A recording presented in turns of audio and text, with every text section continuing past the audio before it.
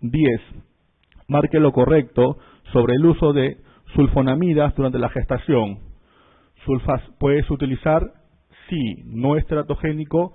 Solo recuerda el contexto tercer trimestre, la posibilidad de riesgo de kernicterus. Esto es lo que tienes que saber. 10.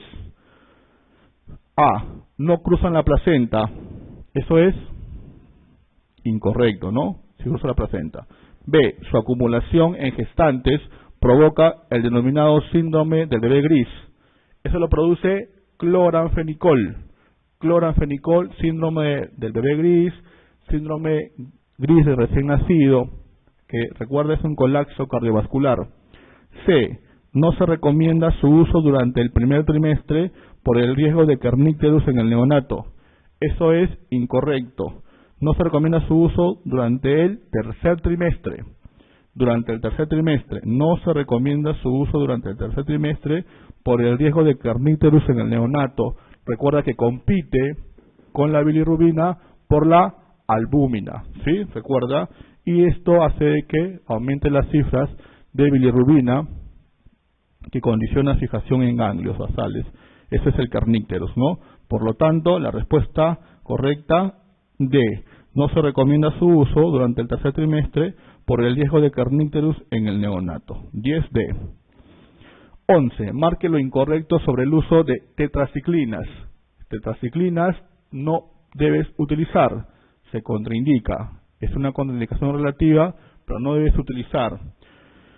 A. Su uso se ha descrito a casos asociados a hernia inguinal e hipospadia, principalmente a hernia inguinal y hepatotoxicidad en gestante, y si hay reporte de casos de hipospadia. Eso es correcto.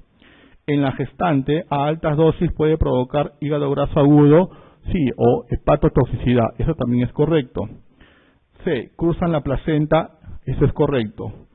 D. No se recomienda su uso durante la gestación. Eso es correcto. Primer, segundo y tercer trimestre. Por lo tanto, la respuesta es que no hay ninguna de las anteriores que sea incorrecta. Respuesta E. 11E. 12. Marque lo correcto sobre el uso de tetraciclinas en gestantes, para que no lo olvides. Puede ser reiterativo, repetitivo, pero es lo que tienes que fijar, que tetraciclinas están contraindicadas durante la gestación, sea primer, segundo o tercer trimestre. Respuesta E. 12. Las tetraciclinas están contraindicadas durante la gestación. 12E. 12E. 13. Marque lo correcto sobre el uso de aminoglucósidos en gestación. Entonces, aminoglucósidos, amicacina, gentamicina, estreptomicina, kanamicina. Hay situaciones especiales, ¿no? En relación a si es teratogénico o si puede condicionar otros efectos secundarios, dosis dependiente o en asociación, por ejemplo, a cefalosporinas. Veamos. 13. Marque lo correcto sobre el uso de aminoglucósidos en gestación. A. No cruzan la placenta. Eso es incorrecto, no cruza la placenta. B. El uso de gentamicina se ha asociado a defectos congénitos. Una cosa es nefrotoxicidad y otra cosa es defectos congénitos. A. El uso de gentamicina no se ha asociado a defectos congénitos. C. Concentraciones plasmáticas en gestantes son mayores que en no gestantes. Eso es incorrecto, son menores. Felizmente son menores. Concentraciones plasmáticas en gestantes son menores que en no gestantes. D. Se han descrito casos de bloqueo neuromuscular asociado al uso concomitante de sulfato de magnesio, sí, y también asociado al uso concomitante de cefalosporinas. Eso es correcto. El uso de aminoglucósidos, incluso les comenté que vino como caso clínico en pacientes con preeclampsia, ¿no? Se han descrito casos de bloqueo neuromuscular asociado al uso concomitante de sulfato de magnesio. Respuesta D. 13D. 14. Marque lo correcto sobre el uso de cloranfenicol en gestación. Entonces, similar a lo anterior, cloranfenicol, tú tienes que recordar que puedes utilizar en gestantes. La respuesta es sí. No se ha demostrado que tenga efectos teratogénicos. El componente importante es en el tercer trimestre. Se ha visto que el uso en altas dosis, riesgo para el recién nacido, principalmente prematuro, del famoso síndrome gris del recién nacido. Colapso cardiovascular, hipotensión, bradicardia, cianosis, vómitos, distensión. Cloranfenicol. Veamos. A. No cruza la placenta. Eso es falso. Cruza la placenta. B. Se han presentado casos de anemia plástica en gestantes peruanas luego de su uso. No, doctores, no hay un reporte, quizás como reporte de casos, pero no se considera en relación a lo que describe la literatura mundial, principalmente la referida al componente racial caucásico, ¿no? Donde sí es frecuente, ¿no? C. Su uso durante el primer trimestre está asociado al síndrome gris del recién nacido. El síndrome de gris del recién nacido está asociado principalmente a su uso en el tercer trimestre. D.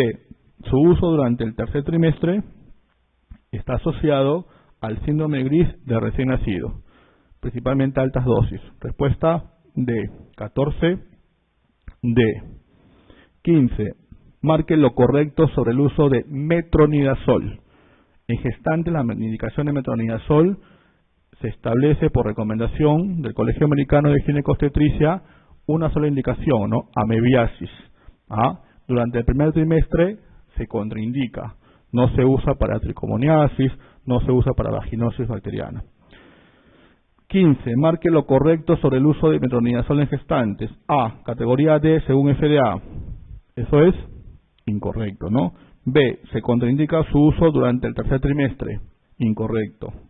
C. Se contraindica su uso durante el primer trimestre. ¿Por qué altera o hay evidencia de el componente relacionado a organogénesis, ¿no? Etapa de la organogénesis. Se contraindica su uso durante el primer trimestre. D. Su uso en gestantes se asocia a colitis endomembranosa. No es lo clásico, metronidazol no es lo clásico, al contrario. ¿Recuerdan cuál es uno de los fármacos que se indica en el tratamiento de la colitis endomembranosa? Justamente es metronidazol. Metronidazol es la primera elección en el tratamiento de la colitis endomembranosa y como segunda elección es vancomicina de presentación oral, que no tenemos en el país, ¿no?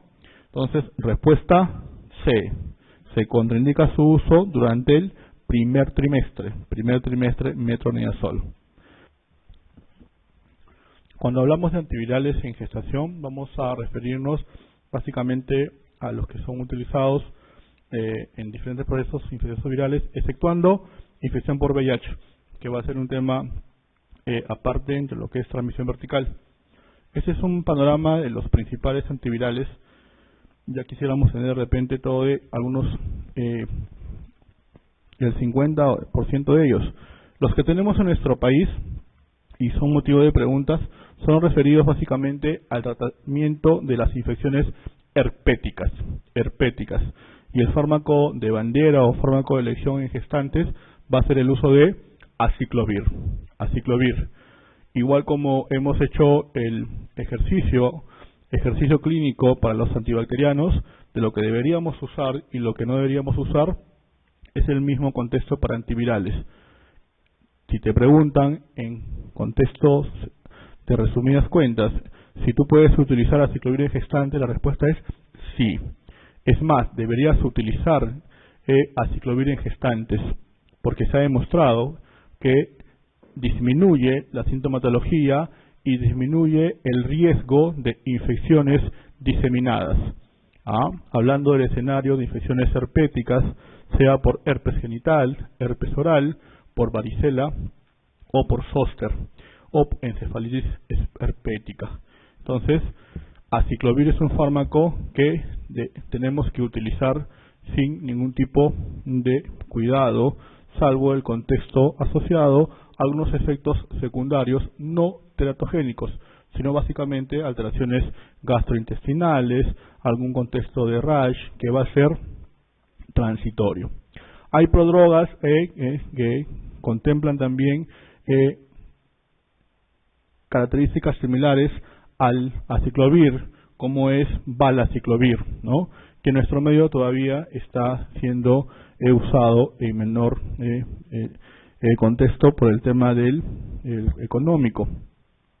Otro escenario es ver el manejo de infecciones por citomegalovirus, y el fármaco de elección, al igual que lo que has visto en pacientes con VIH, sigue siendo ganciclovir.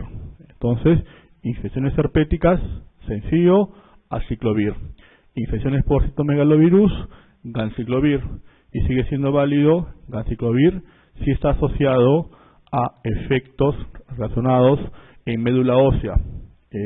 Produce anemia, produce leucopenia, produce trombocitopenia.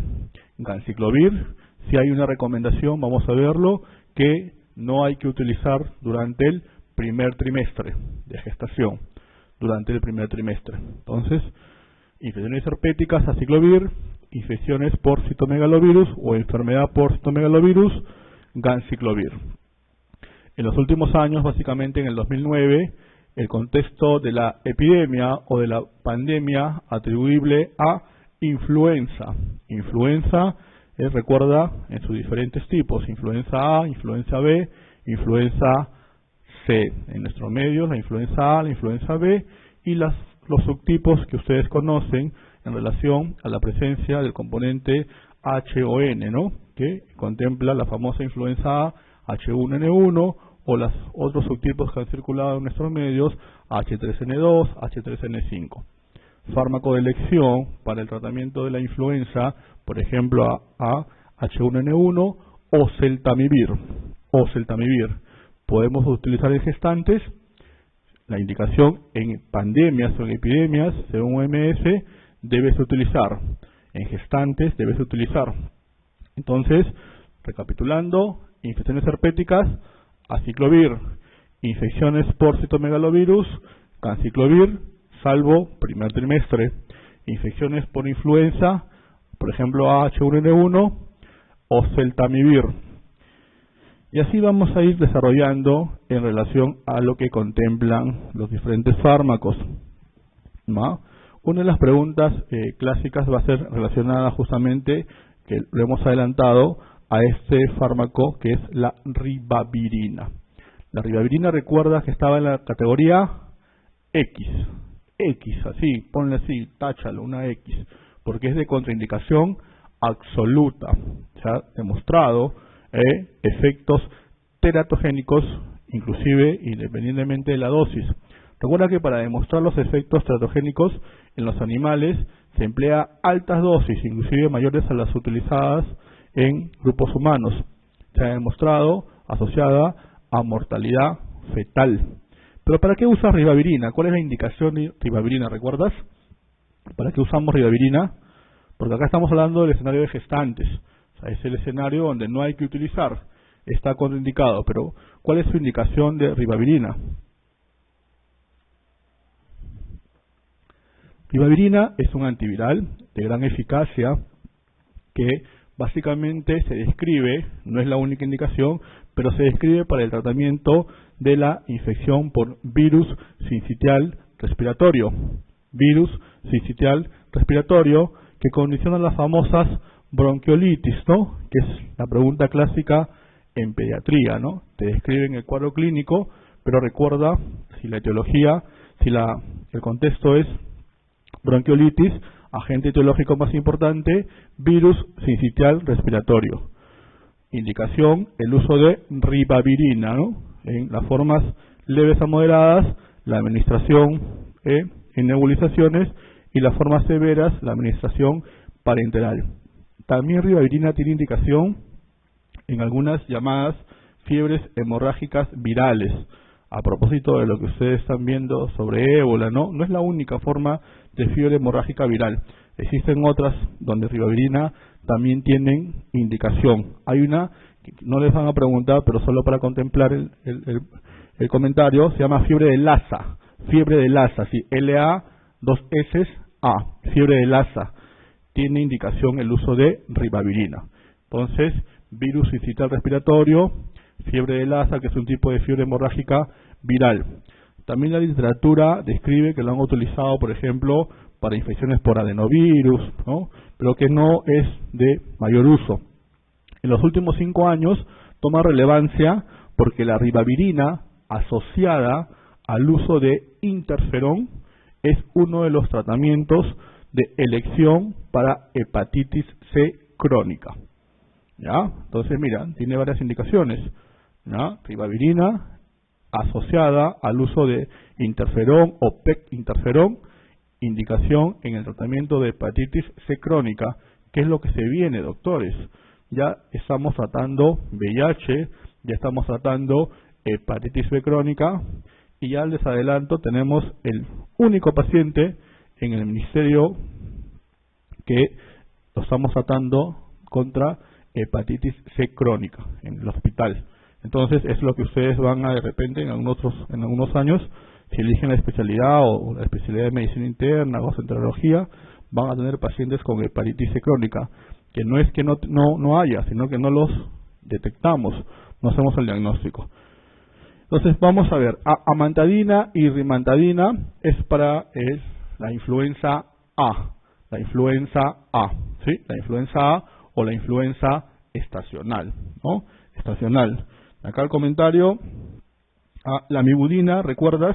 La mibudina tiene indicación para infección por VIH, inhibición de la traqueatasa reversa y también tratamiento en hepatitis B crónica, pero no es la droga de elección, ¿no? ¿Recuerdas?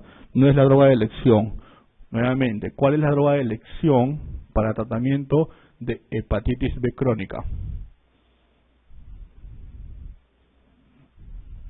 ¿Recuerdan?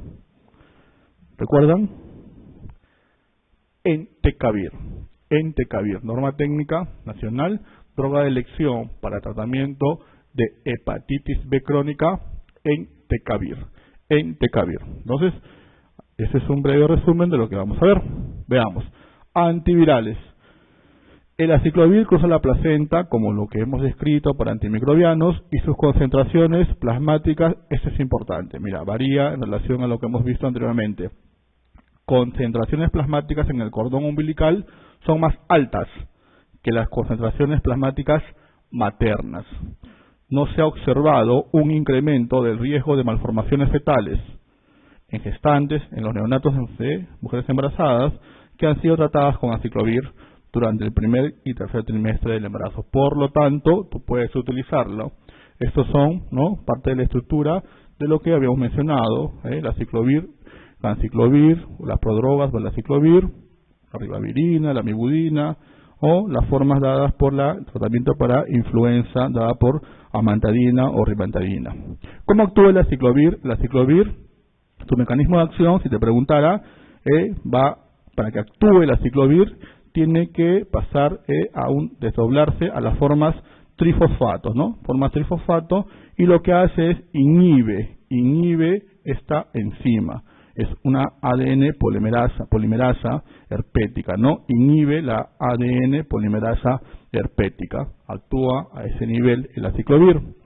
Grande, el CDC y también otras recomendaciones establecen el tratamiento con aciclovir intravenoso en las mujeres embarazadas con infección herpética diseminada, porque reduce la mortalidad no solo materna, sino también fetal.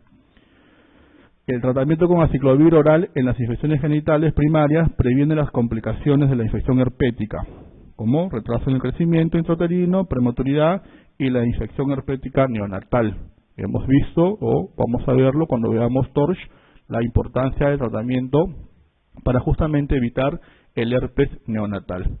En conclusión, aciclovir actúa en su forma trifosfato, inhibe la ADN polimerasa herpética y se tiene que utilizar en formas leves, moderadas, justamente para evitar las formas diseminadas, ¿no? Que en este caso el manejo es intravenoso. Menor experiencia con prodrogas o profármacos como valaciclovir, asimismo con fanciclovir, ¿no? Valaciclovir a su favor es que la administración puede ser solamente 2 veces al día, ¿no? Recuerda que el aciclovir, en función del proceso infeccioso, administramos cada 8 horas o incluso administramos 5 veces al día para las formas asociadas a herpes zóster. Influenza. En influenza lo que tienes que recordar, porque esto lo vamos a ver en detalle en la próxima clase, es la estructura del virus, que pertenece, es un ARN ortomixoviridae. Tiene estos componentes: la hemaglutinina, la neuraminidasa y la proteína M2. La hemaglutinina, la neuraminidasa, la proteína M2, tipos A, B, C. Y de estos componentes propios de la envoltura es donde surgen los subtipos, ¿no? H y N. H de hemaglutinina y N de neuraminidasa. H de hemaglutinina y N de neuraminidasa. Habíamos adelantado de que el fármaco de elección en el tratamiento de la influenza H1N1 es justamente oseltamivir. El oseltamivir actúa inhibiendo la neuraminidasa. Nuevamente, el oseltamivir actúa inhibiendo la neuraminidasa. También vimos que existía la influenza A estacional, donde empleábamos, por ejemplo, la amantadina o la rimantadina. Actúan inhibiendo esta proteína, M2. O sea, amantadina y rimantadina, que son otros fármacos antivirales, actúan inhibiendo la proteína M2. Este es lo descrito anteriormente, el nivel donde actúan justamente para evitar la replicación viral. Nuevamente, neuraminidasa es el sitio de acción de oseltamivir.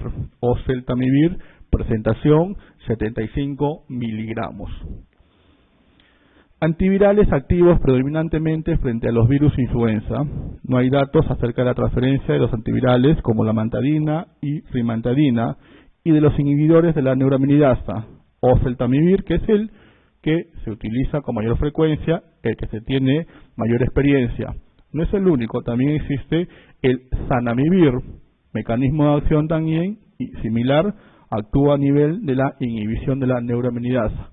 Pero el que utiliza el país y a nivel mundial con mayor frecuencia, y en estos grupos, recuerda que gestantes con influenza es un grupo considerado de riesgo, es un grupo que inclusive se tiene que realizar la prevención con la vacuna, y estos grupos es donde está indicado, si en el contexto de una epidemia o una pandemia, el tratamiento y la droga de elección es oseltamivir. Nuevamente, oseltamivir actúa inhibiendo la neuraminidasa, presentación, cápsulas de 75 miligramos, tratamiento 2 veces al día, cada 12 horas por 5 días. ¿Qué es lo que realiza? Lo que mayor se reporta es que disminuye la sintomatología. Reduce la duración de la fiebre, ¿no? Reduce la severidad de los síntomas y en la precocidad del inicio de la terapia es el mayor efecto de la reducción de estos síntomas. Lo que dice OMS es que en el contexto de una situación de pandemia, los efectos beneficiosos del tratamiento con los antivirales como zanamivir y oseltamivir durante la gestación superan los riesgos. En otras palabras, si te preguntaran, tratamiento de elección de gestantes con influenza H1N1, oseltamivir. Oseltamivir, sabes que inhibe la neuraminidasa, sabes que la presentación es 75 miligramos y la indicación es cada 12 horas por 5 días. Eso es lo más importante. Se ha sugerido el uso de oseltamivir por la experiencia que se tiene, por la mayor experiencia, ¿no? Ribavirina, te lo había adelantado, está contraindicado en mujeres embarazadas porque los estudios en animales sugieren un riesgo elevado, ya que se ha observado teratogenia o mortalidad fetal en todas las especies animales en que se ha evaluado y con dosis inferiores a las utilizadas en humanos. Categoría X, contraindicación absoluta, ribavirina en gestantes, pero sí tiene otras indicaciones. Mencionábamos en relación a infección por virus respiratorio sincitial y asociado a interferón en el tratamiento de hepatitis C crónica. Ganciclovir, para ir avanzando, recuerda, tratamiento para enfermedad por citomegalovirus. Cruza la placenta, es importante que no se han demostrado o observado malformaciones congénitas o problemas tóxicos. Sin embargo, debido a que se han observado efectos tóxicos en animales y al potencial riesgo de toxicidad fetal, se recomienda evitar su uso durante el primer trimestre de gestación.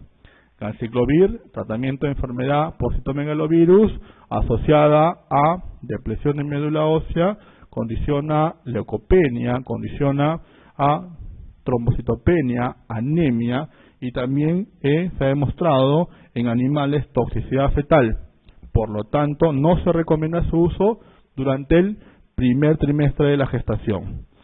Este cuadro, bueno, lo importante es que establezcas lo que hemos mencionado, ¿no? El aciclovir, ganciclovir, que es lo que estamos mencionando, ribavirina, a las indicaciones que han sido básicamente para el aciclovir, las infecciones herpéticas, para citomegalovirus, las infecciones justamente ganciclovir para enfermedad por citomegalovirus y ribavirina para algún tipo de fiebres hemorrágicas virales y también para hepatitis A de tipo C asociado a interferón. Efectos secundarios. Aciclovir, miren, frecuencia no son comunes, es un fármaco que es eficaz y es bien tolerado. Es un fármaco seguro, se registran algunos efectos que están en relación al periodo de la duración del tratamiento, principalmente gastrointestinales, ¿no? Y cefalea, raros, rash o encefalopatía. El contexto con aciclovir es diferente. Es muy común la supresión a nivel de la médula ósea, especialmente granulocitopenia, ¿no? Leucopenia, neutropenia, trombocitopenia también y anemia. Eso es lo más común con ganciclovir. Pero recuerda que también ha demostrado toxicidad fetal, por eso es que no se recomienda su uso durante el primer trimestre de gestación. Dosis, que lo vamos a ver en detalle en infecciones herpéticas, recuerda, para las formas orales o las formas de herpes genitales, la indicación de la normativa es 400 miligramos cada 8 horas. Cada 8 horas, para las formas por herpes zóster, 800 miligramos 5 veces al día. La indicación de manejo parenteral es para las formas como condiciona encefalitis herpética, manejo parenteral, que es justamente a lo que no se quiere llegar si es que no son tratadas las formas leves o moderadas, evitar las formas diseminadas. ¿Ah? Veamos en preguntas lo anterior. 16. Marque lo correcto sobre el uso de aciclovir en gestantes. Respuesta. ¿Sí? ¿Sí? ¿De acuerdo? Claro, el aciclovir puedes usar, debes usar, ¿ya? No cruza la placenta, eso es falso. Concentraciones plasmáticas en cordón umbilical son más bajas, al contrario, son más altas que las concentraciones plasmáticas maternas. Esto es falso. C. No se ha observado un incremento del riesgo de malformaciones durante su uso. Eso es cierto, no tiene efectos teratogénicos. ¿Ah? El CDC no recomienda su uso en infecciones herpéticas diseminadas, al contrario, recomienda su uso en infecciones herpéticas diseminadas para disminuir mortalidad materna y principalmente la infección herpética a nivel neonatal. E. De elección para tratamiento de citomegalovirus en gestantes, de elección es ganciclovir, así de concreto. Entonces, respuesta C. 16, C. Respuesta C. 17. Marque lo correcto. Avancemos. A ver. A. Está comprobado que oseltamivir no cruza la placenta. Cruza la placenta. B. Está comprobado que zanamivir no cruza la placenta. Zanamivir se comporta, es tan igual como oseltamivir, pero se tiene menos experiencia. Cruza la placenta. C. Oseltamivir actúa inhibiendo las hemaglutininas. Actúa inhibiendo la neuraminidasa.